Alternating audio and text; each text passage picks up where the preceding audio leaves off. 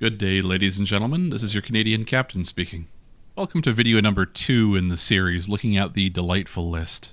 Now, if you're wondering what the delightful list is, I have a video on that as well, which I will link down below. We'll consider this, I guess, video number 2 in the series, and the first aircraft showcased. And that aircraft is the Classic Aircraft Simulations Piper J-3 Cub. Now, if you've never heard of Classic Aircraft Simulations, I really can't blame you for that, as they are new on the scene.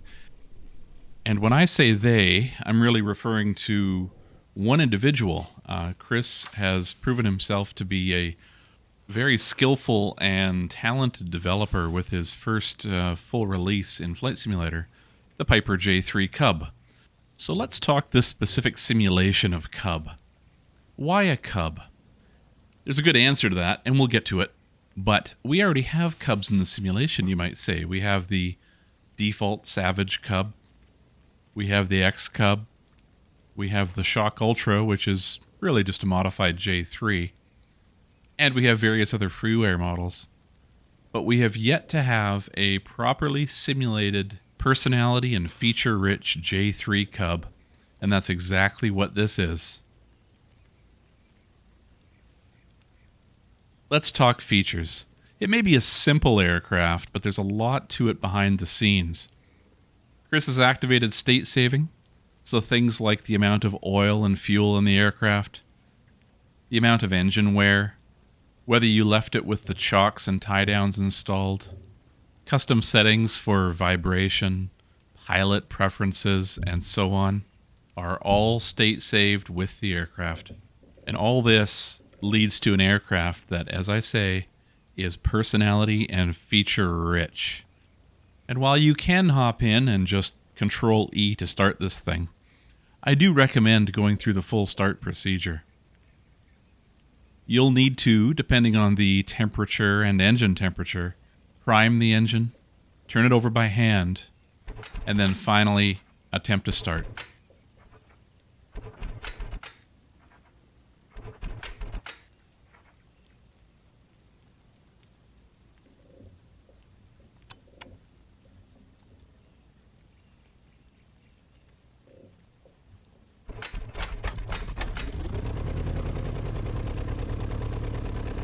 And once it does fire, there's nothing to say that it'll start smoothly either. It could cough, it could sputter, it could die, or it could run smoothly. Just like a real engine.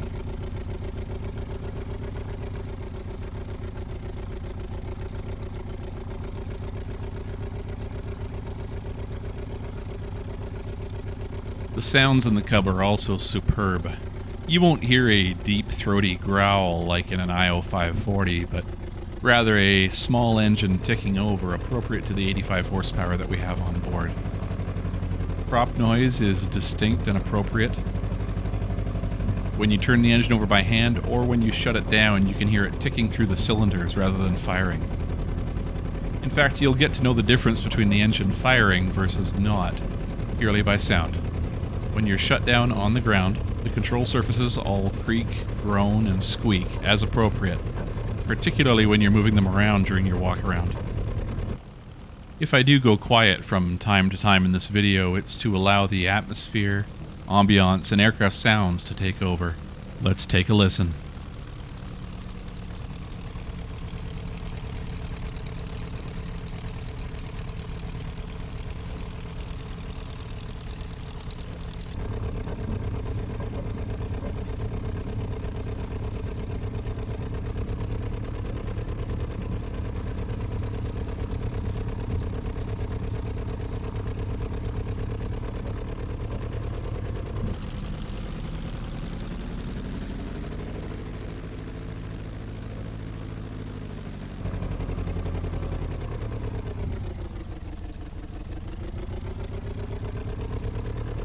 Once you have it running and you taxi out to the line, don't forget to do that mag check, as Chris has also simulated dead and live mag failures in this.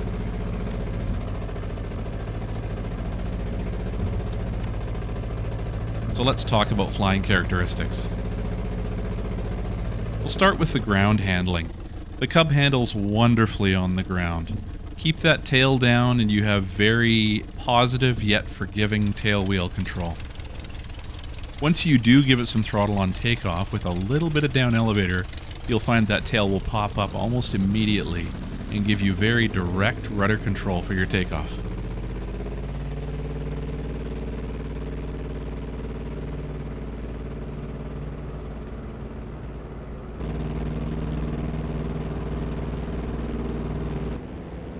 The Cub will lift off with very little effort, as you would expect from a Cub. Just don't yard that nose up too much, as you can't expect very much in the way of climb rate, particularly if you're carrying a passenger. Handling in the air is smooth, responsive enough, and reactive to turbulence, as you would expect from a light aircraft like this. It all feels very, very appropriate versus aircraft that I've flown of a similar size and weight in real life.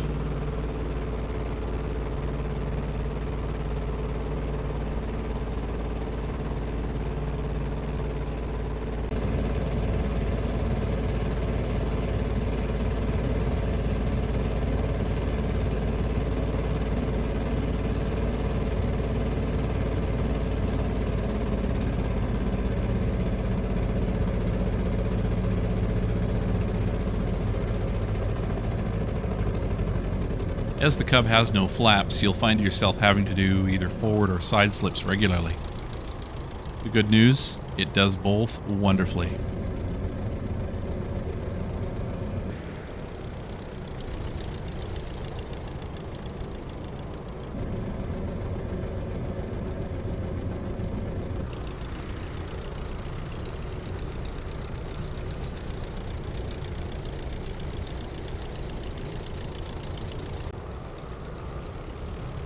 One-wheel takeoff and landings are some of my favorite things to do in an aircraft such as the Cub. With a little practice, you'll hopefully do better than I have in this video.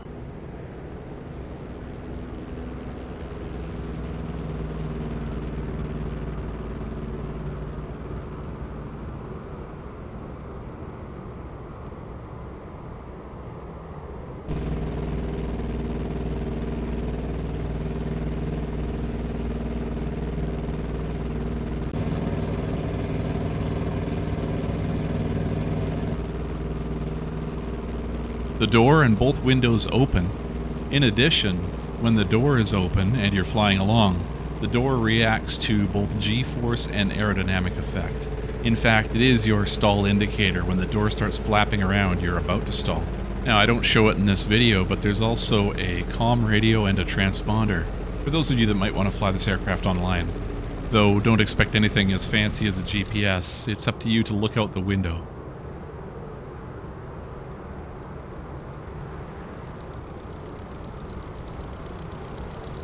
Stalls in the Cub are, as you would expect, straight ahead and relatively gentle, though it will drop a wing if you really aggravate it. Keep it coordinated and it's just fine. For those wondering, yes, it will do the falling leaf maneuver, though I haven't shown it in this video.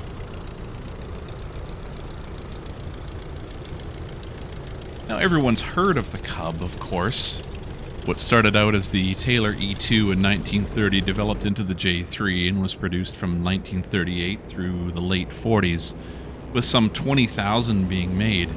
It was used as a primary trainer in World War II, converted to observation roles in the form of the L4, and it made a very popular foray into private aviation post-war. They were very cheap to acquire. As the saying went, the Cub was the safest aircraft that a pilot could buy, as it could only barely kill you. The specific Cub we have in the simulator is one that's modeled after what would be a mid-40s, say about a 1943 J-3 C-65S with an upgraded 85 horsepower engine. Now that's all well and good, and upgrading from 65 to 85 horsepower might sound like a big jump. But really, all that means is it'll get off the ground just a little bit quicker and climb just a little bit faster. Landing the Cub is little more than bringing back the power and flying the speed as you feel it more than see it, until you touch down on the main wheels. Wheelie landings in the Cub are wonderful, and you can fly them out. The tail will stay flying until you're at a very low speed, say under 20 miles an hour, before it finally drops. Once the tail does drop, positive control is gained again from the tail wheel on the ground, and the plane taxis out straight and true.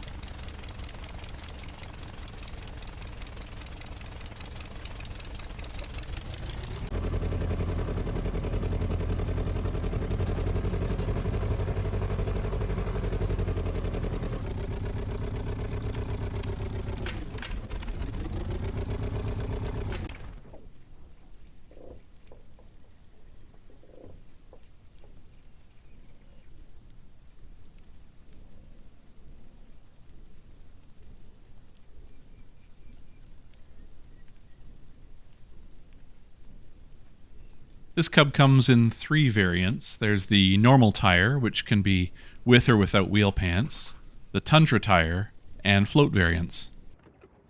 There are 3 included liveries, both in clean and dirty variants, as well as custom registration being optional.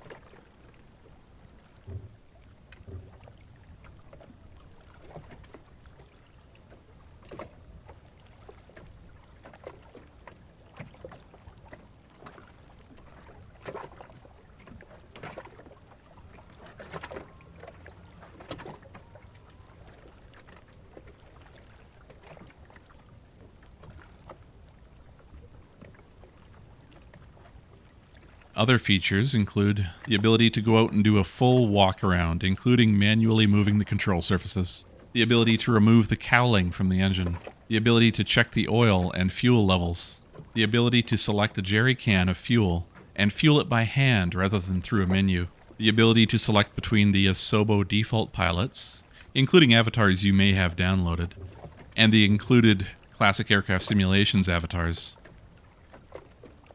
Oh, and if you do have the default Classic Aircraft Simulations avatars in place, you'll find that the passenger in the front, well, she blocks your view of the instruments quite a bit, but that's okay. There's a click spot right in the middle of her back, and you can sort of nudge her out of the way so you can see your instruments. Speaking of instruments, there's a custom setting in the EFB to adjust vibration levels on the instruments, the aircraft, and the EFB itself. But ideally, you're not in a Cub to look at instruments. You're in a Cub to look at the environment around you and to fly.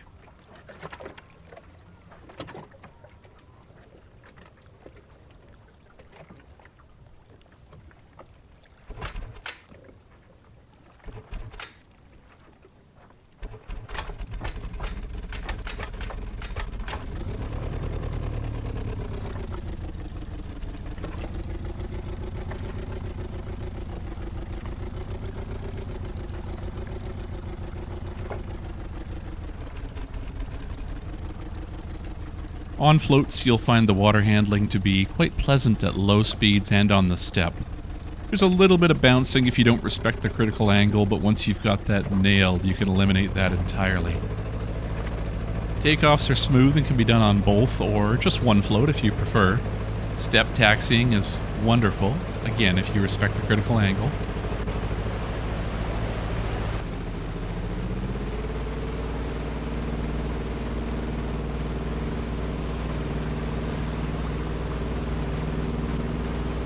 We're flying this on floats. It's CCM story time. Settle in, everyone.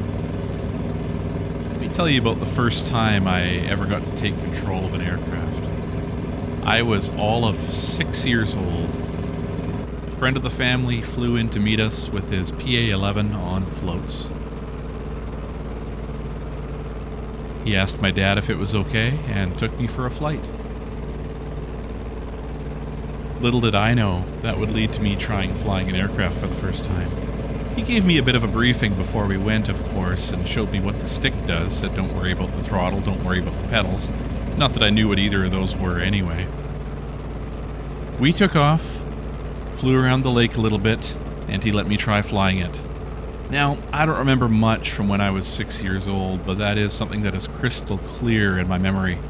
And quite frankly, I think I blame him for my addiction to aviation, or at least my continued determination. To this day, I can still refly the exact path we took. If any of you have any similar aviation stories from something that got crystallized in your memory when you were very young, please, I would love to hear them. It's fascinating to know where pilot addiction starts.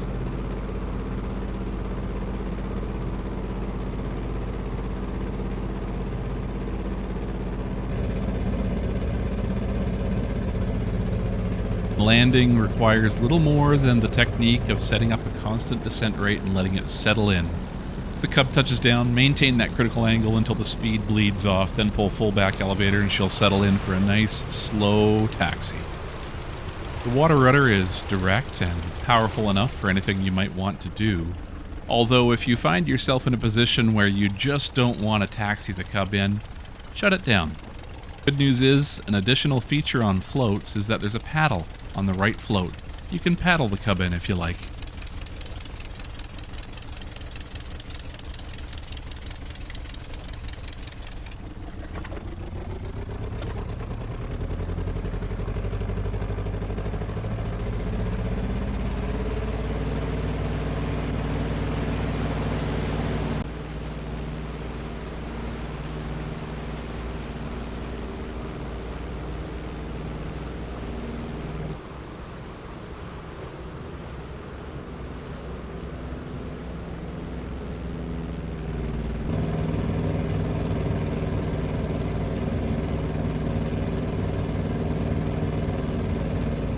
You're not going to be getting anywhere in a big hurry in a Cub.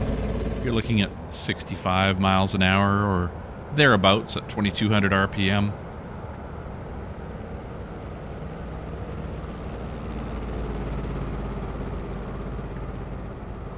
Fly over the right stretch of highway and you'll be looking down watching the traffic pass you. But they're not in a Cub.